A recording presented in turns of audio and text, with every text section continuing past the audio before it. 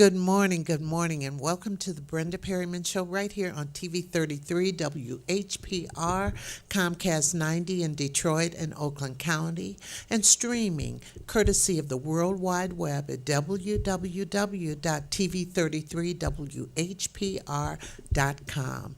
And I want you to remember to support our sponsors, the Livingston Family Dentistry. If your teeth aren't be coming to you, then you should be coming to us. But they'll be on next segment anyway. Also, Oak Park Residential. If you know someone who's still in need of care after an accident or so forth, please call Oak Park Residential. They have a wonderful facility. We had someone from there on the show a few weeks ago, and it's just a wonderful, nurturing environment that will help people get better. So definitely check out Oak Park Residential, and their commercial will run again, so make sure you take down that number. This morning is a very, very exciting morning.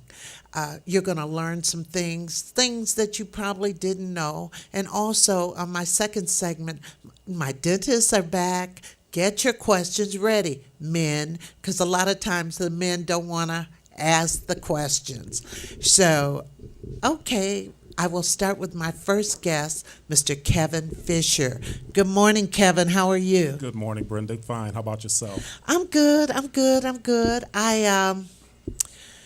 You know, your cause is so important to me, but you grew up here in Highland Park, right? Oh, absolutely. Class of 82. Highland Park, community high school, yes. Polar bears for life. I know. It's like I'm a polar bear too, you know. But Kevin, let's give the audience a little background on who you are in case they missed it before. Kevin is a friend of the show. Well, thank you. Again, I'm Kevin Fisher. I'm the executive director for NAMI Michigan, which is the National Alliance on Mental Illness. We're the nation's largest grassroots advocacy organization for people living with mental illness. I came into this role, Brenda knows, after losing my son a little over 4 years ago to suicide after he had been diagnosed bipolar schizophrenic while he was away at college. And tell them how you noticed the change. Let's see. Well, you know, unfortunately, his mom and I did not know that he was living with a mental illness. Dominique was diagnosed when he was 20, which is not uncommon because mental illness really strikes many of our young people between the ages of 15 and 24. So Dominique literally came home for Thanksgiving break and was just not himself. He was rambling on and having random thoughts. And frankly, we thought he was under the influence of drugs or alcohol. And when we took him to the hospital and had him drug screened, that's when we were notified that no, he was not under the influence, but that he had shown some mental illness issues, and they wanted to hold him for 72 hours and test him, and later they diagnosed him as schizophrenic. Tell the audience what schizophrenia is. Schizophrenia basically is a chemical imbalance in the brain. It's as if one side of the brain is firing information faster than the other side can receive it. And so what ends up happening, typically you've heard of paranoid schizophrenia, where people think somebody's after them, like the man who recently jumped the fence at the White House. He was suffering from paranoid schizophrenia, I believe. But some folks hear auditory hallucinations, voices, some visual hallucinations where they see things that are not there. But it's basically a chemical imbalance in the brain, and it's not. The perception is that that may be caused by drug use. It's not. Mental illness is an illness like cancer, like heart disease. It's not. It can be triggered by outside things, but it doesn't mean that you're a bad person to get it.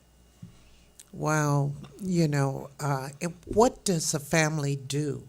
What should they do first when they notice erratic behavior? Well, you know what? Thank you so much for asking that question, because most of us don't know what to look for. And for my own personal situation, I didn't know what to do. I didn't know who to go to. Again, if you break your leg, you know to go to, the doctor. If you have cancer, you know what doctor to go to. Most people don't know what to do with mental illness diagnosis. But some signs that you should look for is if your child's eating habits suddenly change, if if they're down for an abnormally long period of time. We all get depressed every now and then, and it lasts a day or two. But if that depression goes on for 2 weeks, then there's something wrong. If they suddenly start taking drugs, become withdrawn from friends, changes in their personality, those are signals that you should be aware. Oh, okay. Those are things that they should be aware of. I mean, there's so many different forms of mental illness too. Absolutely. There is eating disorders. There's depression. There's schizophrenia. There's bipolar, which we hear a lot about now. There's PTSD. There's OCD. There's autism. There's so many different forms of mental illness. Right. So after you experienced your tragedy, what did you do? I mean, the morning had to be something. I went through a lot of dark days, and I will tell you, there was a point where I actually thought of taking my own life. Losing a child is extremely traumatic, and Dominique was such a big part of my life that there was a point where I just couldn't see tomorrow. I couldn't see going forward. And I'll tell you this real quickly. My wife saved my life, and she didn't even know she did it because she took the day off, which was the 1 year anniversary of my son's passing, and I planned to spend the day at the cemetery. And quite frankly, I didn't plan to come home. But my wife, without saying anything to me, decided to take the day off and go with me. And when I came out of that day, I decided that, one, I didn't want to do that because I didn't want that to tarnish my son's name and memory. But the next day I got up and I said, well, I need to do something to help other people. And so I established, one, the Dominique Fisher Memorial Foundation, which we started initially to establish scholarships at his alma mater, high school, but it got me into the mental health advocacy role. And that has grown from my own foundation to being a volunteer board member at NAMI, Which is? which is the National Alliance on Mental Illness. And I served in that role for about 3 years as a volunteer. And recently, this past April, the board of directors for the state office asked me to step in as the executive director. So that's what I'm doing now. It's wonderful when people, I know people on the national level who have told me that they have a mental illness. One person, and she's an advocate, an extreme advocate for mental illness. I'll never forget, we were in Las Vegas, and I spoke in Las Vegas, and she was telling me, she had come in from New York, and she said, I have a mental illness. That's why I said, really, what is it? Because she seemed so friendly. She says, I really don't like crowds of people. I don't like noise. And we were in a restaurant, and she was about to lose her. She said, I'm only going to stay a little while because I can't stand noise. It's an anxiety or a panic disorder, which is very common. My younger son, after we lost Dominique has a younger brother, Christopher, that's 3 years younger, and they were very close. Christopher started having some panic anxiety that he was living with, and he sought treatment, and he's doing very well now. And actually, he is, I'm very proud of him. He just got his master's degree in social work, and he is very dedicated to helping people living with mental illness in Detroit. So what does NAMNI do? NAMI is literally the nation's voice on mental illness. So NAMI, first of all, we're an education and an advocacy organization. So we fight for mental health care rights, but we also try to educate those who are living with mental illness and society as a whole, because there's such a stigma attached to mental illness. How do you educate? Well, NAMI has a number of programs. If you go to our website, which is www.nami,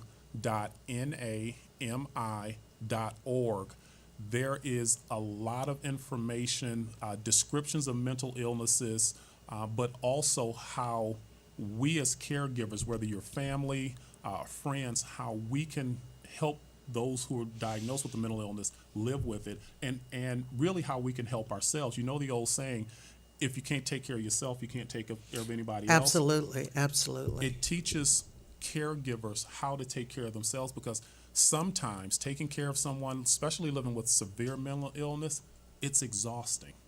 And I've seen mental illness diagnosis tear families apart. I've seen people physically, even myself, I was physically making myself sick while I was trying to care for my son. Oh, geez. I know. I can imagine, because they say the caregiver sometimes goes before the Exactly. person who is experiencing some health or mental illness Exactly. issues. Now, so you went from volunteer, but now you are what? I'm now the state executive director, which means I do a lot more work. But You don't mind. no, not at all. This is a passion for me. So when they say when you love what you do, it's not really work. It's not work. It's really not work. But I spend a lot of time working with other agencies, working with the community mental health agencies, working with private agencies, the VA. Well, you mentioned also that NAMI is who President Obama then went to find out what to do with After the Sandy Hook. Sandy Hook. Yes. NAMI is an authority on mental illness. So very often when unfortunate tragedies like Sandy Hook occur, then the White House will call NAMI for advice, to act as an advisor. The only problem with that, and this is not exclusive to the president, it is nationally, is we should not wait until after a tragedy occurs. We should, just as we would do with we consider a physical health problem, there's preventive things that we can do. In that particular case with that young man with Sandy Hook, Yes. it was just, Well, from what I know of that situation, there were things that could have been done to prevent that. That young man had access to guns.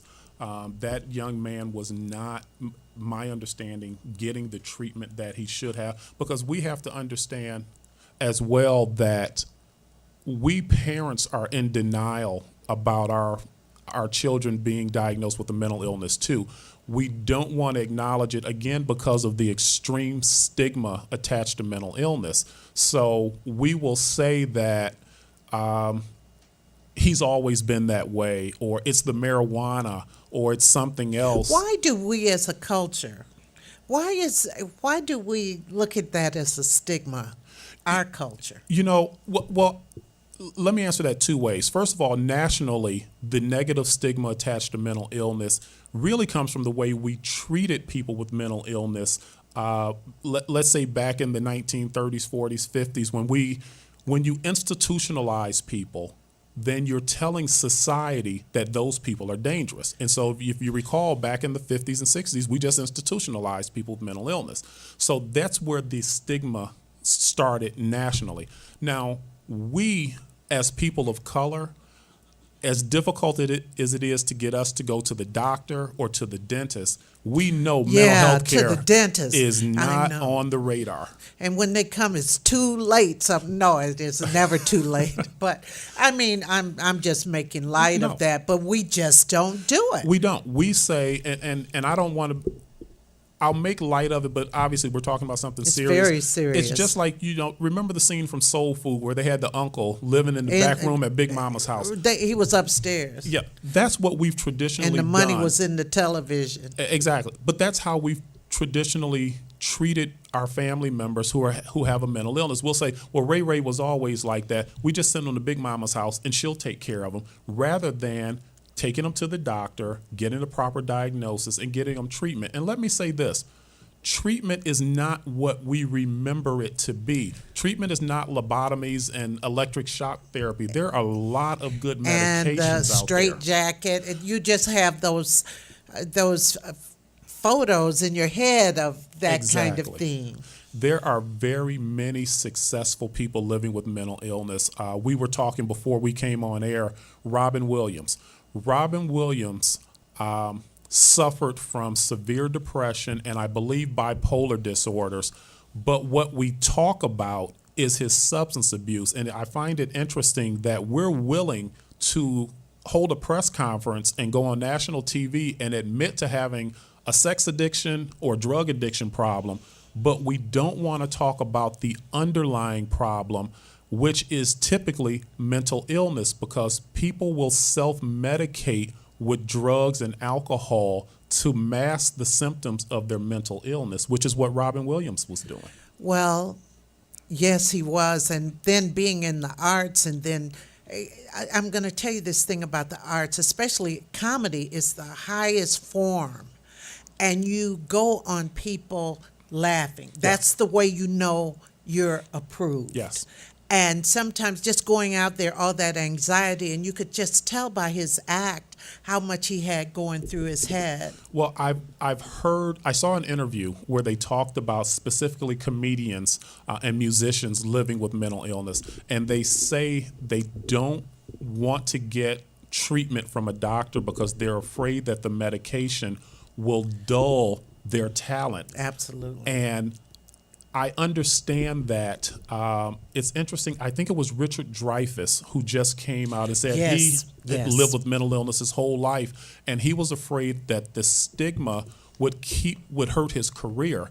And he spoke out, I think it was a year ago, because he said, you know what, I'm at a point in my career where it doesn't matter anymore. It's about 2 years, Yeah. years or so ago. Now, you have two big events coming up, and the first one is like Tomorrow. tomorrow at Heritage Park in Canton. Yes.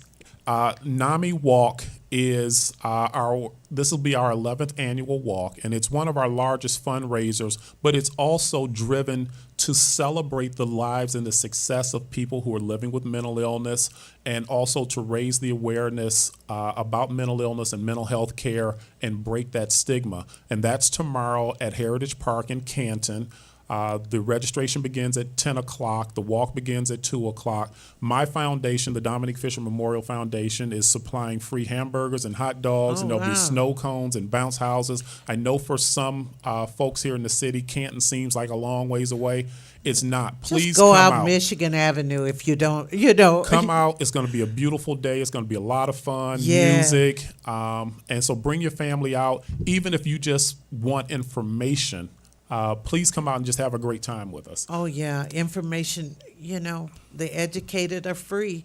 And now the Dominique Fisher Memorial Foundation, which is yours. Yes. This seems up my alley. Everybody likes to eat. So Yeah, unfortunately. you can tell I do that well. But another good friend to the Dominique Fisher Memorial Foundation, like you, is Texas de Brazil. And if you've never been to Texas de Brazil, it's located at 1000 Woodward Avenue in downtown Detroit. This is our third annual Eating for a Cause dinner fundraiser. It will be Sunday, November 9th from 1 to 4. Now, I know that's a little early for some people, but I have the restaurant exclusively to myself from 1 to 4 I'd o'clock. like to come. Where do you park? And the good thing is on Sunday, so you don't have to put money in the meter. There's parking on Monroe Street. There's parking on Woodward Avenue. Well, that may not Woodward? be because Woodward's closed Oh, because of that's the M1. right. But there's a parking structure that connects to the CompuWare building on, is that Forest? Oh, I'm forgetting the name of the street. I know the street. But it's right on the corner. It's east of Woodward Avenue.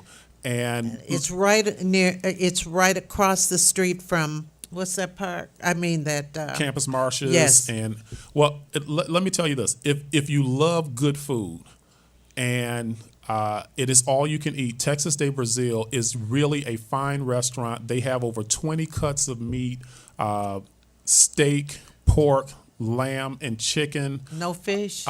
The only fish they have is on the salad bar. They have a gourmet salad bar that has 60 shrimp. gourmet items with shrimp, the best smoked salmon I've ever had. Oh, my It's How $50. can you eat all that? Well, that's the fun of it. you go down there and they give you this little red and green card, and when you Yes. flip that card You to flip green, that card over. they bring the food to you, and they just keep coming Oh, until you say gosh. stop. So the information is on our So website. I'll fast for a week and I'll come down. And that's what my friends do. And let me give you, any of you first timers to Texas Day Brazil, do not get sucked into the salad bar.